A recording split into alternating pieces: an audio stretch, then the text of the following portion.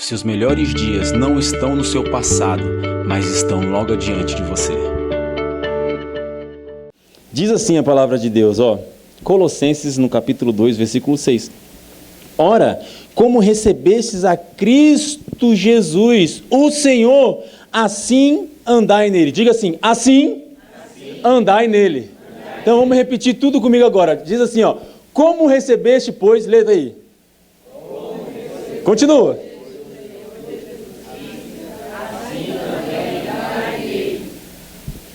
Quem entendeu isso aqui? Sabe, querido, sabe que eu queria falar com você hoje sobre a simplicidade do Evangelho.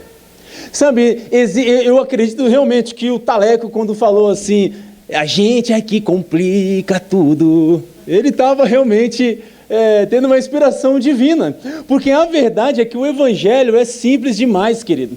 A verdade é que andar com Cristo é bom demais e é simples demais. A gente que às vezes complica tudo, a gente que às vezes, sabe, influenciado pela religião ou pela religiosidade humana, sabe, a gente complica tudo. E muitas vezes nós achamos que a maneira que a gente recebeu a Cristo Jesus é a maneira somente da gente receber Cristo Jesus. Então, quem sabe, quem aqui aceitou Jesus como único Senhor e Salvador da sua vida, reconheceu isso? Tem alguém que reconheceu? Glória a Deus. Então, querido, provavelmente você deve ter sido em um culto, provavelmente, ou numa reunião, em algum momento, sabe, você se apresentou diante de pessoas e declarou a sua fé em Jesus Cristo como o único Senhor e Salvador da sua vida. Não foi isso que aconteceu? Amém. Talvez hoje aconteça aqui, no final desse culto, coisas como essa, sabe? Isso é muito bom que aconteça. Mas a gente achava, sabe, a religião nos ensinou que essa forma da gente falar e acontecer a salvação em nossas vidas, e a Bíblia diz lá em Romanos, no capítulo 10, que com o coração se crê para a justiça e com a boca se confessa para a salvação. Então, em algum momento você crê em Jesus no seu coração, e isso te torna justo diante de Deus, porque nós não somos justos por causa de obras, por causa das nossas boas obras. Não, a Bíblia diz em Romanos no capítulo 4, que Deus atribui justiça independente das obras.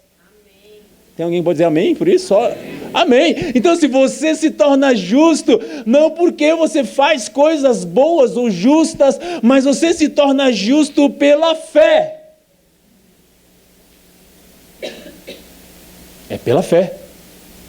E aí então, a partir do momento que isso acontece no seu coração, você declara isso com a sua boca, e com o coração você creu para a justiça, e agora com a tua boca você confessou para a salvação, e isso de uma maneira absurda te tornou filho de Deus. Diga uau.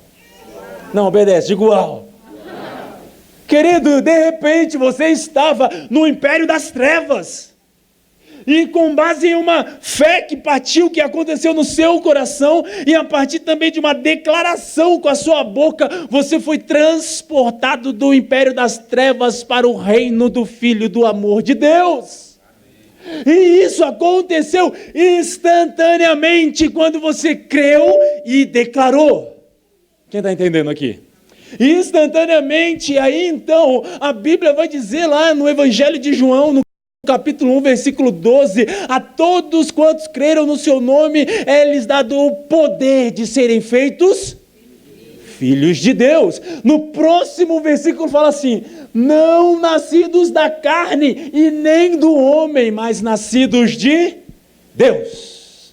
Então olha só, quando você crê em Jesus como Senhor e Salvador da sua vida, você imediatamente nasce de Deus. Você agora se tornou filho de Deus.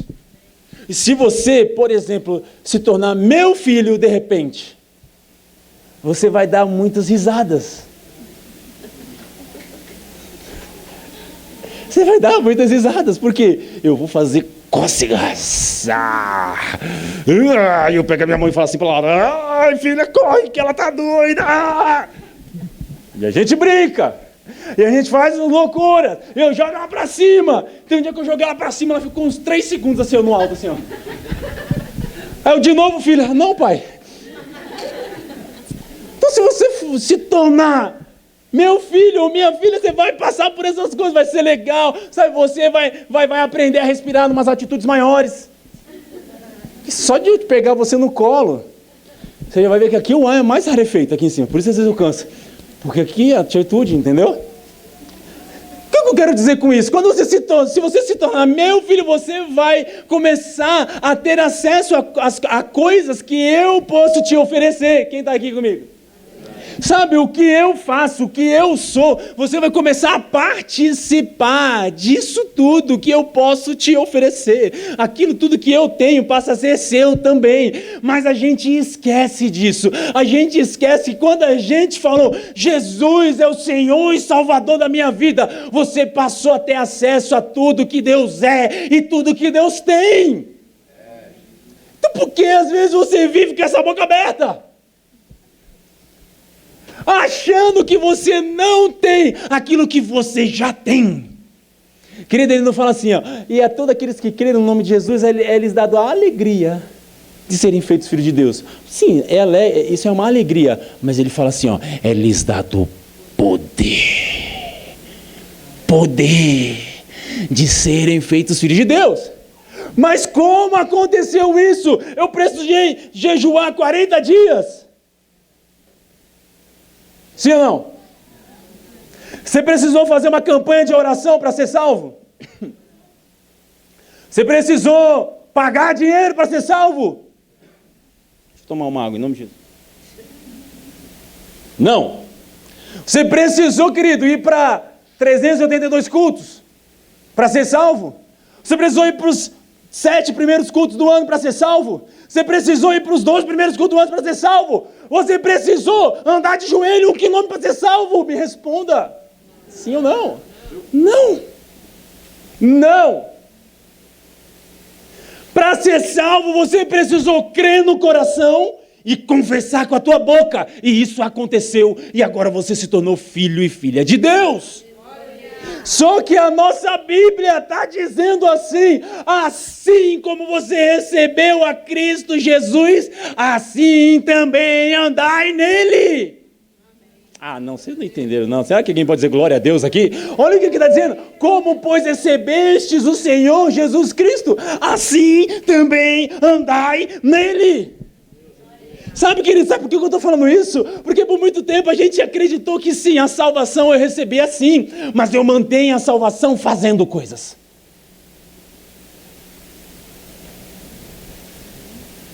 A salvação eu recebi assim, foi de graça. Quem sabe que a salvação é de graça? 0800, querido. Sabe, você foi lá, creu e recebeu. Ah, mas uma família abençoada você tem que... Ih, você vai ter que jejuar, querido. Pensa se eu tivesse que viver jejuando.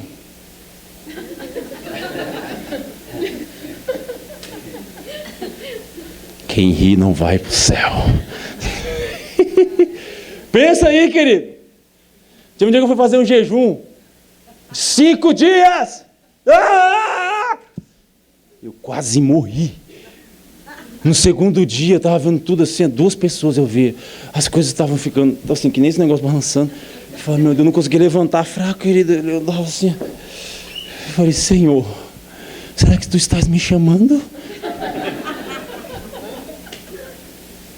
Não dava! Não que seja proibido você jejuar, jejua, querido. Você pode jejuar. Ah, não, então há problema de fazer uma campanha de oração? Claro que não, querido. Agora, se tu acha que a tua campanha de oração é que vai barganhar com Deus para Ele te abençoar, você é louco. Porque o que Deus faz na tua direção não é pelo tanto que você orou, é pelo tanto que Ele te ama. Pare de anular o amor e a bondade de Deus. Sabe o que Paulo disse em Hebreus? Porque eu creio que foi Paulo que escreveu. Se você não crê, rimou. O problema é... Gente, eu estou bom demais nisso. Eu creio que Paulo escreveu em Hebreu. Se você não crê, o problema é... Eu não anotei, isso aqui não está escrito aqui, ó, tá? Só está a Bíblia. Mas eu creio que foi Paulo. E Paulo, no capítulo 11, versículo 6, disse assim, ó: sem fé É impossível agradar a Deus, porque aqueles que se aproximam dele precisam crer que ele é galardoador, ou seja, presenteador daqueles que o buscam. Querido, quando você foi até Jesus, quando você aceitou Jesus, esse é o ato de buscar Jesus. O ato de você se apresentar para Deus e falar: agora a minha vida é tua, eu sou teu e tu és meu. Esse é o ato de buscar Jesus, o qual faz com que ele se torne galardoador na tua vida, querido. Mas isso tudo, olha como é que começa esse versículo, começa assim: sem fé é impossível agradar a Deus.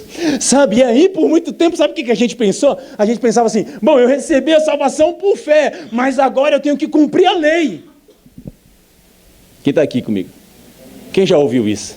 Não, aí, os religiosos, eles são meio demoniados, eles falam assim: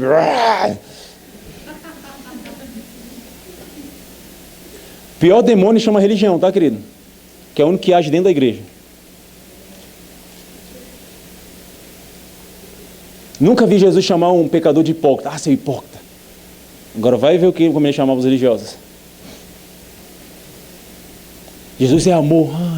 A gente pensa assim: a gente tem que ser equilibrado. Não, a gente não tem que ser equilibrado, querido. A gente tem que ser temperado. Tem hora que a gente tem que agir com amor, e tem hora que a gente tem que fazer assim, ó.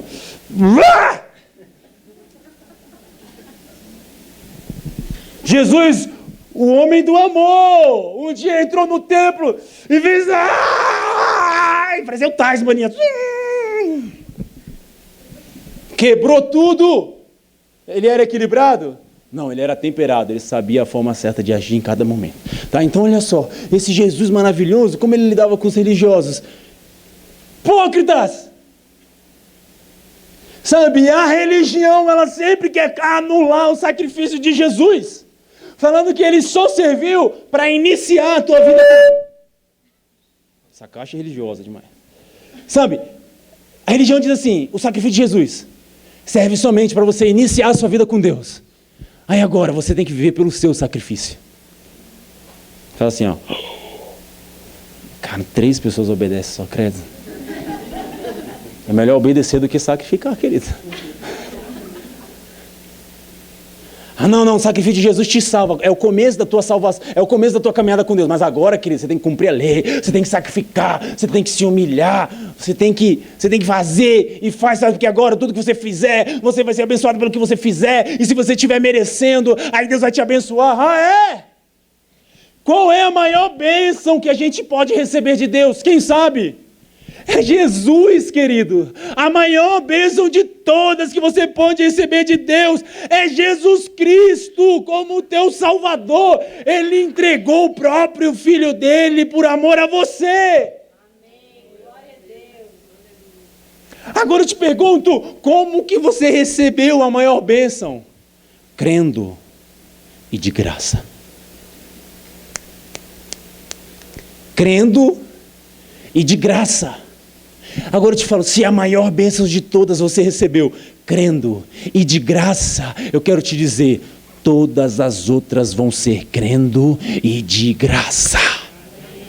Agora já não sou eu quem digo, querido, mas é Paulo nas cartas aos Romanos, ele escreve assim: como Deus que entregou o seu próprio Filho para morrer a nosso favor, como não dará juntamente com ele, Cristo, todas as coisas e de graça. Quem daqui? Uma família abençoada. Você recebe crendo e de graça, querido.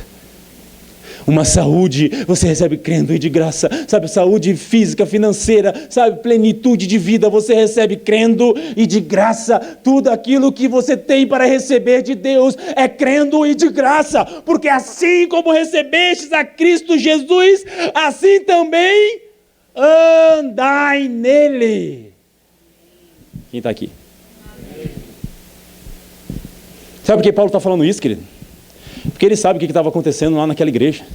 Ele sabe, querido, o que estava acontecendo naquela situação. Sabe, e quando Paulo ia pregar nas igrejas, ele abria igrejas, ele ia lá, abria uma igreja, pregava o evangelho de Jesus, aí ele ia para uma outra cidade, ia para um outro local, continuar a obra de Deus. Aí sabe o que acontecia naquele último lugar que Paulo tinha criado uma igreja? Vinham os judaizantes. E esses judaizantes, eles vinham e falavam assim: sim, você é salvo pela graça, mas você mantém a sua salvação cumprindo a lei. Quem está aqui? Era isso que acontecia, por isso que até... agora entendi, porque eu tinha falado tanto Coríntios. É porque lá em Coríntios aconteceu a mesma coisa. Eu não sei se é, né? Eu acho que eu só me enganei. Mas lá em Coríntios aconteceu a mesma coisa. Você vai ler a segunda carta aos Coríntios. Paulo fala dos falsos profetas. Paulo fala dos falsos apóstolos. Quem eram esses falsos apóstolos? Eram os judaizantes, que depois de Paulo, eles passavam falando: ei, tudo bem, a salvação é por Jesus, é de graça, mas também você tem que cumprir a lei. E eles falavam: você tem que circuncidar como judeu, sabe? Você tem que cumprir os mandamentos, você tem que cumprir, sabe, a dieta dos judeus, daqueles negócios, você não pode comer isso, não pode comer aquilo, e você tem que cumprir as festas, sabe aquelas festas do judeu, você tem que fazer tudo do judeu. Quem está entendendo? Quando isso começa a acontecer, Paulo começa a enviar cartas e falando assim: ei, vocês estão loucos, como quem feitiçou vocês? Olha o que Paulo fala. Vocês estavam indo bem, ele diz em Gálatas. Vocês estavam indo bem. Quem foi que escravizou vocês de novo para que vocês viessem a querer cumprir a lei? Porventura vocês não sabem que quem tenta se justificar pela lei se torna maldito, porque está escrito: maldito todo aquele que não cumpre todos os mandamentos da lei. Todos, queridos. Aí você fala assim: estou cumprindo a lei. Aleluia. Ai, que maravilha, Rodrigo. Rodrigo tem um açaí que eu olho para ele, eu falo: Jesus, que vida, que traz alegria. Eu vou lá naquele açaí, é maravilhoso. Sabe, aí a gente fala assim: eu cumpro a lei. Eu cumpro. Não, 98% eu estou cumprindo. Deus, estou cumprindo demais. Eu nem minto. Eu nem fofoco. Eu não mato ninguém. Eu não adultero, eu não mato, sabe? Eu não dou falso testemunho, querido.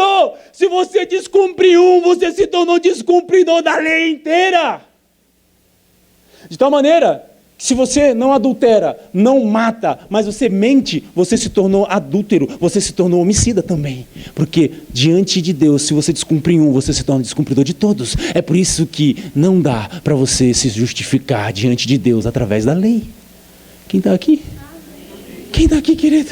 Por isso que lá em João capítulo 1:17 fala assim: a lei foi dada através de Moisés, graça e verdade vieram através de Jesus. Nós somos discípulos de Jesus, não de Moisés. Então nós vivemos a graça e a verdade. A aliança que Deus tem para viver com você é a aliança da graça e da verdade. E se é graça, é graça. Assim como você recebeu a Cristo Jesus, assim também andai nele. Se você precisa de uma mudança, de uma transformação na tua vida, na tua história, acredite que vai ser de graça e crendo, querido. Sabe, você não vai precisar fazer grandes obras, você não vai ter que trabalhar demais para que então você se torne merecedor de Deus te abençoar. É crendo e de graça. Tem alguém aqui? Tem alguém aqui em nome de Jesus? Amém, glória a Deus. Vamos continuar lendo um pouco mais lá, Colossenses. Olha o que diz a partir do 6. Meu Jesus amado, já passou demais o tempo.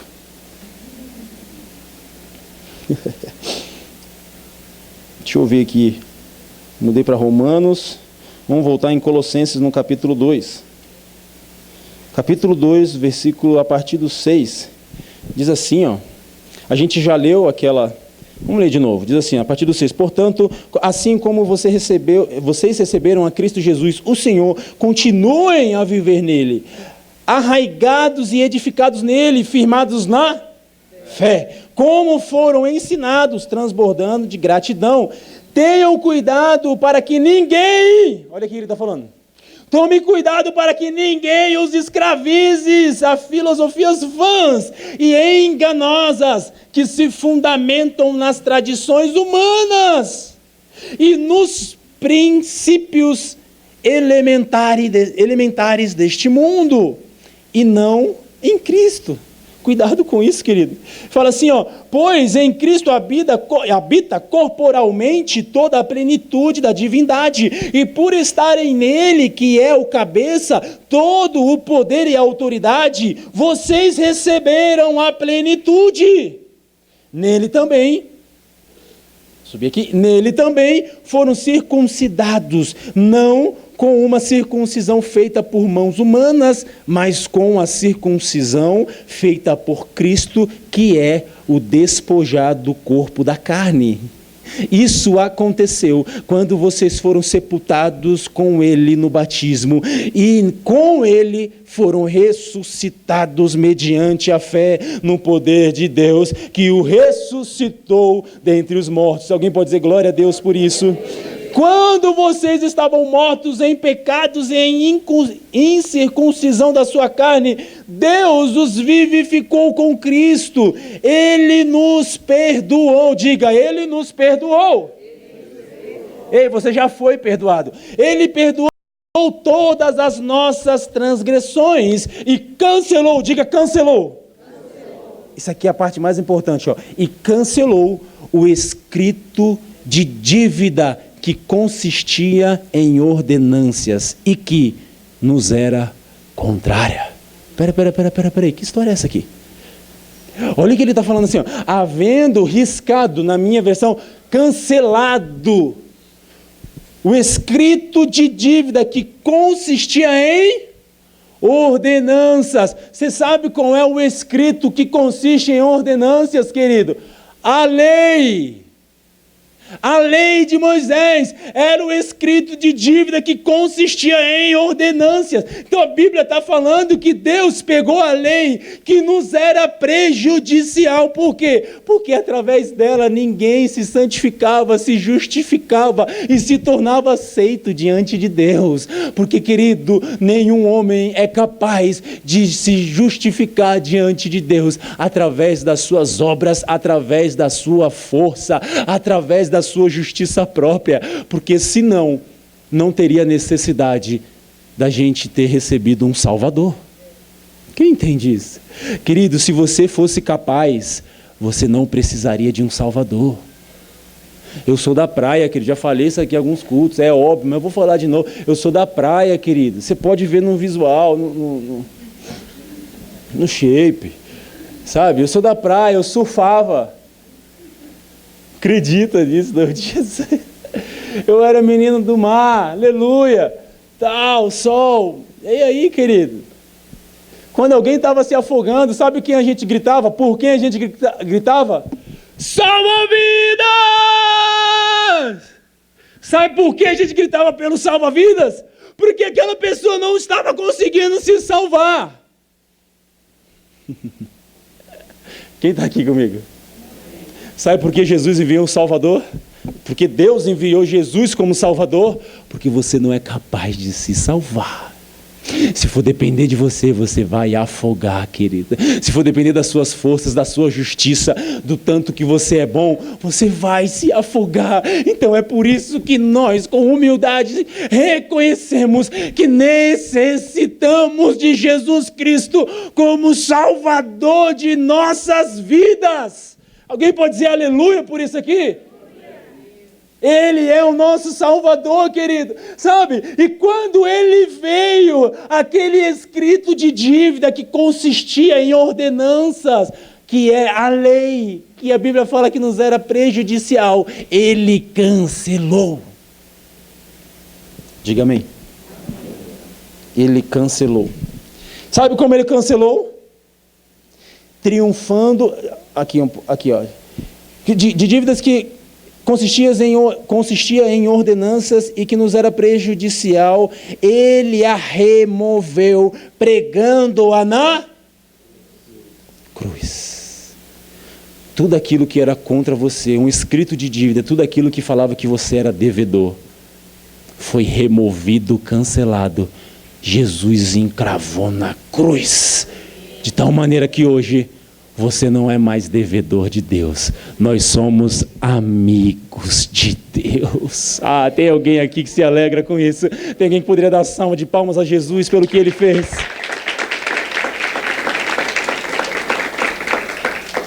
Ele cancelou, querido, todo o escrito de dívida. Eu quero te dizer, se havia algum sentimento no teu coração de dívida para com Deus, isso não é verdade, porque Jesus já cancelou a tua dívida, encravando-a na cruz. De tal maneira agora, queridos, que você talvez não conseguiu orar o tempo que você gostaria de orar, sabe? Se você não conseguiu ler tantos capítulos que você tentou, sabe? Que você falou que ia orar, aquele propósito que você fez, e aí por você não ter conseguido, se você está se achando que agora você está devendo algo para Deus, eu tenho uma boa notícia para você. Jesus encravou na cruz toda a tua dívida. Você não está mais devendo a Deus. Você agora é amigo de Deus, sabe? Você não está mais como um devedor, porque, querido, a gente não consegue se sentir bem na presença de quem a gente deve. Tem alguém aqui? Tem uma pessoa que eu estou devendo uns R$2.000. Se ela entrar naquela porta ali, ela entrou ali, eu já saio por aqui. Fala, credo, estão me chamando. Porque você não consegue ficar à vontade na presença daquele que você está devendo. Só se você for um mal acabado.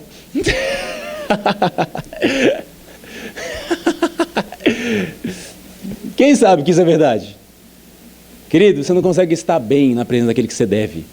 Por isso que a religião, ela fez com que as pessoas fossem expulsas da intimidade com Deus, porque a religião a todo momento fica falando, ei, você está devendo a Deus, ei, você pecou, ei, você falhou, agora você está devendo, ei, você precisa pagar, agora é indulgência, você precisa fazer as coisas, você precisa pagar o preço pelo pecado que você teve, e aí agora você está devendo a Deus, e é impossível pessoas que se sentem devedoras de Deus conseguirem estar no momento como nós tivemos aqui de adoração, abrir os seus braços e falar, Pai, eu estou aqui na tua presença e eu te amo demais, Paizinho lindo.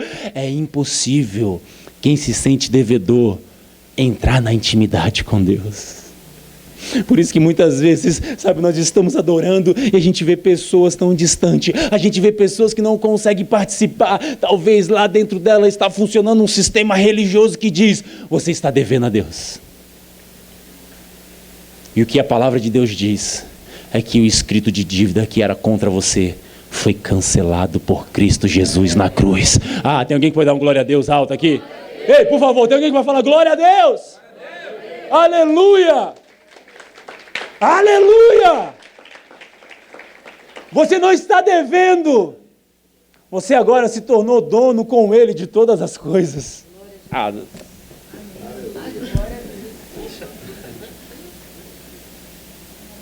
A Bíblia fala que agora você recebeu a herança. Em Cristo Jesus nós somos co-herdeiros de Deus. Sabe o que é herança, querido? Herança é quando o pai morre e ele deixa tudo, diga tudo. Tudo o que ele tem para quem? Para o seu servo? Para o filho. O filho recebe tudo que o pai tem por herança. E o que nós precisamos fazer para receber uma herança? Orar muito? A gente precisa pagar o preço? A gente precisa o que para receber a herança do Pai? Ser filho, querido. É por isso que quando você creu, você agora nasceu de Deus e se tornou filho, porque como filho você tem uma herança e você não é mais devedor, agora você é dono com Deus de todas as coisas. Só que você não sabia, você vivia como se você não fosse. Por isso que Paulo fala assim, não vos conformeis com esse mundo, mas renovai-vos pela transformação da vossa mente. Querido, você está em paz com Deus. Quem está aqui? Quem está aqui em nome de Jesus? Você está em paz com Deus. Você não está devendo para Ele. E eu quero terminar agora essa palavra, te mostrando uma promessa que Ele fez na Bíblia. Deus prometeu que nunca mais iria se irar contra você. Quem sabia disso aqui? Abra sua Bíblia em Apocalipse, que agora vai arrochar para o seu lado. Brincadeira, querido. Capítulo 4, versículo 3. Apocalipse 4, versículo 3 diz assim, ó. O apóstolo João está tendo uma grande visão e a gente vai terminar com isso, para a gente ceiar. Aquele que estava sentado era de aspecto semelhante a jaspe e sardônio. Um arco-íris, diga arco-íris. Um arco-íris parecendo uma esmeralda circundava o trono. Presta atenção aqui. O apóstolo João, ele é arrebatado das regiões celestiais. E aí então ele tem uma visão do trono de Deus. E no trono de Deus, sabe o que tem como dando uma volta inteira, circundando? Sei lá como é que fala esse verbo nesse tempo. Mas fala que circundava o trono de Deus. Um arco-íris. Aí você fala, para quê? Pergunta para mim, para quê? Só se todo mundo perguntar, fala, para quê? Não, com força agora, para quê? Bom, já que você perguntou, eu vou falar. Abra sua Bíblia em Isaías, no capítulo 54, no versículo 9. Quem lembra que depois do dilúvio, lá no tempo de Noé, apareceu um arco-íris e Deus fez uma promessa com esse arco-íris? Qual era a promessa que Deus fez? E o sinal dessa promessa era o arco-íris. A promessa era assim: eu nunca mais vou destruir a terra com água. Quem sabe disso?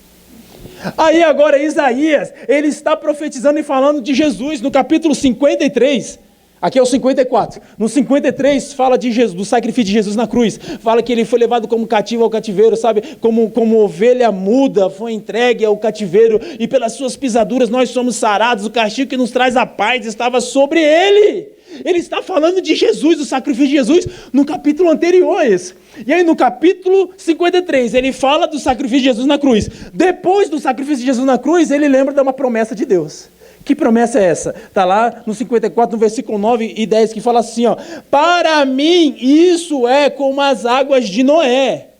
Quando jurei, presta atenção, que as águas de Noé nunca mais tornariam a cobrir a terra, de modo que agora jurei não ficar irado contra você, nem tornar a repreendê-lo. Diga, ai, ai, ai. Não, por favor, ai, ai, ai, diga. Deus jurou que nunca mais vai se irar com você. E em volta, o sinal desse juramento, o sinal dessa promessa é o arco-íris. E aí então, sabe o que Deus fez para nunca esquecer dessa promessa? Colocou o arco-íris em volta de todo o trono dele. Então Deus, assentado do trono dele, para o lado que ele olhar, ele vai lembrar que ele prometeu não se irá mais com você. Ah, não, pelo amor de Deus, alguém ouviu isso aqui? Me ajuda aí, diga um glória a Deus, bate palma, sei lá. Credo. Imagina Deus, não, eu vou olhar para trás agora. Ai, eu não vou ir mais. Eu não vou olhar para lá. Ai, eu não iro mais com eles. Ai, estou bem, então estou bem.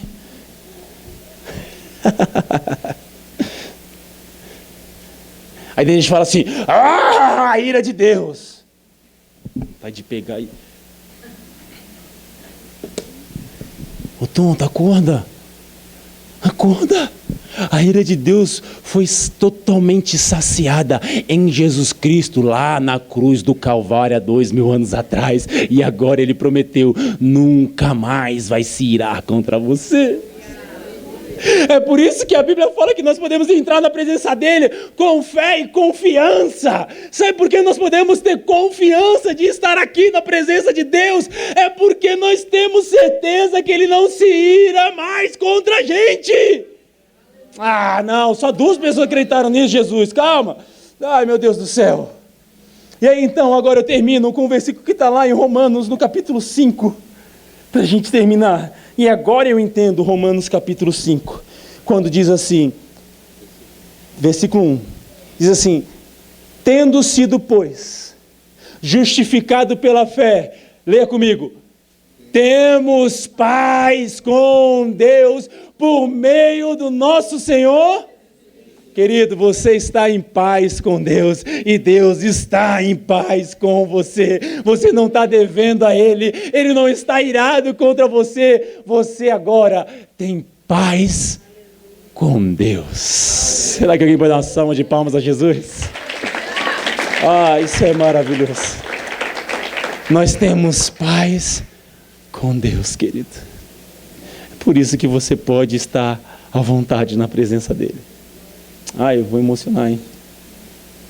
Por isso que você pode levantar seus braços e render glórias ao nome dele. É por isso que você pode falar: Paizinho, eu te amo tanto e eu me sinto tão bem na tua presença. É por isso que você pode render louvores a Ele, sem medo da tua adoração estar contaminada, porque você foi totalmente limpo, justificado, e o escrito de dívida que era contra você foi encravado na cruz e cancelado. Agora Ele promete: filhinho, filhinha, eu nunca mais vou mirar contra ti, porque dos teus pecados eu não me lembro mais, diz o Senhor. Ele não se lembra dos teus pecados, Ele não se ira contra você. Você está em paz com Deus. E agora você pode ter uma vida em abundância, porque aquele que é o Todo-Poderoso está em paz com você, querido. Tem alguém que pode respirar fundo e sentir essa paz? Tem alguém que pode agradecer a Jesus por estar em paz com Deus? Alguém pode falar: obrigado, Jesus? Sabe, alguém pode falar assim: obrigado, Deus. Sabe, querida, tudo mudou na cruz do Calvário. Está na hora da gente honrar, de fato, o que Jesus fez por nós. O que Ele fez não foi só para dar início à nossa caminhada com Deus. O que Ele fez completou todas as coisas. O sacrifício que nos traz a paz não está sobre nós, estava sobre Ele. Não tem nenhum castigo que venha sobre você que vai te trazer paz. Então a religião fala assim: não, você tem que sofrer porque você errou, porque você pecou. Aí quando você sofrer, você vai se sentir melhor, porque aí você pagou o preço do teu pecado. Não, querida, a Bíblia diz: o castigo que nos traz a paz não está sobre nós. O castigo que nos traz a paz está sobre Jesus. Agora você tem paz com Deus. Tem alguém que crê nisso? Tem alguém que se sente abençoado por isso? Amém. Será que você pode se colocar de pé para a gente orar? Glória a Deus. Eu quero chamar também o pessoal com a ceia. Queria chamar também os ministros de louvor. Nós vamos participar desse momento agora.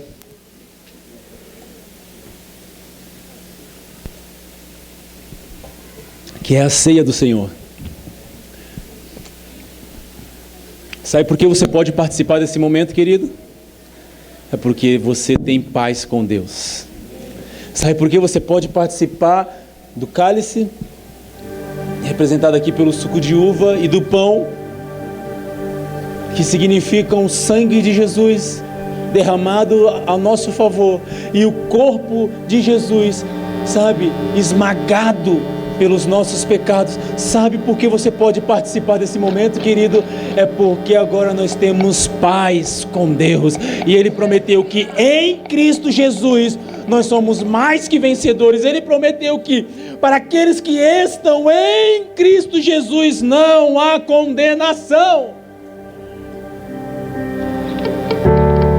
De tal maneira que me perguntam: o que eu tenho que fazer para participar da ceia do Senhor? Para participar desse momento? Sabe, a Bíblia diz assim, Jesus falou: fazer isso em memória de mim. Não é em memória de você. Muita gente não entendeu o que Paulo quis dizer lá em Coríntios, quando ele falou assim: antes de você tomar a ceia, você tem que examinar a si mesmo.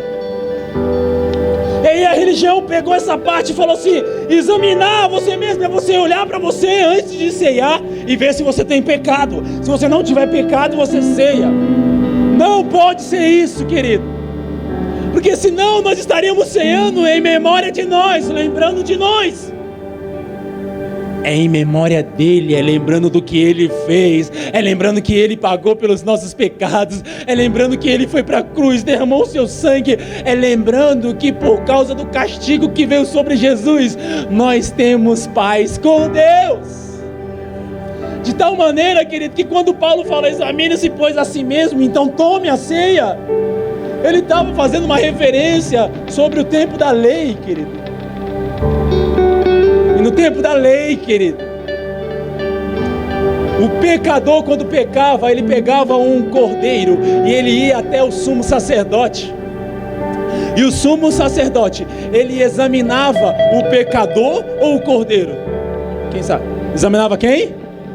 Quem tinha que ser perfeito? O pecador ou o cordeiro? Quem, querido? Então ele examinava o cordeiro, porque não fazia sentido examinar o pecador, porque se o pecador estava ali com o cordeiro, sabe o que significa? Ele é pecador, ele pecou. Então que sentido faz ele examinar o pecador? O pecador tinha que levar um cordeiro perfeito, e o sumo sacerdote examinava o cordeiro. Então quando Paulo fala, examine-se pois a si mesmo, ele está falando, olhe para você e veja se aí dentro tem cordeiro perfeito. Porque se aí tem o cordeiro perfeito, examina o cordeiro. Se o teu cordeiro é perfeito, você pode participar da ceia do Senhor, querido.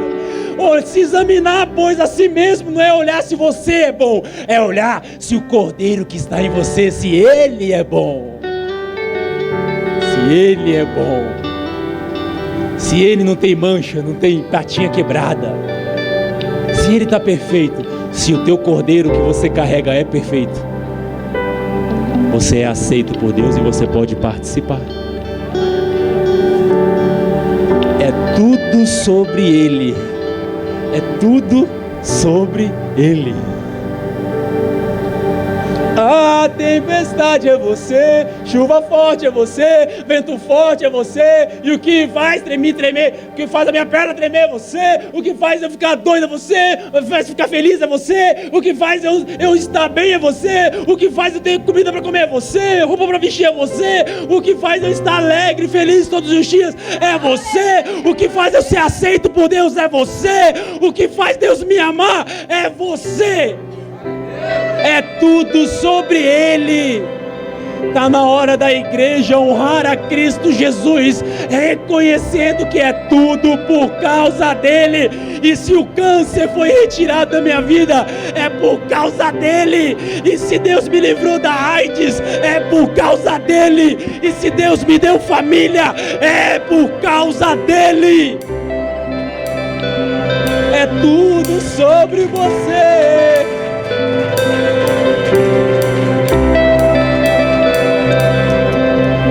Tudo sobre Ele. Então, pastor, me responde, o que eu preciso para participar da ceia? Crer no amor de Deus. Você crê no amor de Jesus?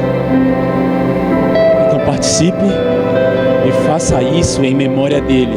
Ai, mas ontem eu tive uma dificuldade, eu falhei, pastor. Ei, Ele pagou a tua falha, o teu pecado lá na cruz há 2000 anos atrás. Você tem paz com Deus. Faça isso em memória do amor de Jesus, e a tua vida nunca mais vai ser a mesma.